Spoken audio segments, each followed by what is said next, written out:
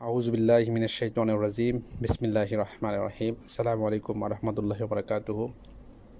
সম্মানিত মুহতারাম দ্বীনি ঈমানদার ভাই এবং বোনেরা, আশা করি আল্লাহ তাআলার দেওয়া হায়াতে সবাই ভালো এবং সুস্থ রয়েছেন। আলহামদুলিল্লাহ। মহান আল্লাহ সুবহানাহু ওয়া তাআলা অত্যন্ত গুরুত্বপূর্ণ একটু বিষয় নিয়ে আপনাদের সামনে আজকে উপস্থিত করে দিয়েছেন। আলহামদুলিল্লাহ, শুকরিয়া জ্ঞাপন করতেছি আল্লাহ তাআলার দরবারে। সম্মানিত ভাইরা, আপনারা যেখান থেকে ইলমে শিফা এই চ্যানেলটি দেখছেন, আপনাদের সবাইকে ইলমে শিফার পক্ষ থেকে মোবারকবাদ জানাচ্ছি। সেই সাথে ইলমে শিফা সাবস্ক্রাইব করবেন এবং আপনাদের মতামতগুলো আমাকে জানাবেন, যাতে করে আপনাদের মতামতের ভিত্তিতে পরবর্তী তদবিরগুলো ইনশাল্লাহ তৈরি করার জন্য চেষ্টা করব।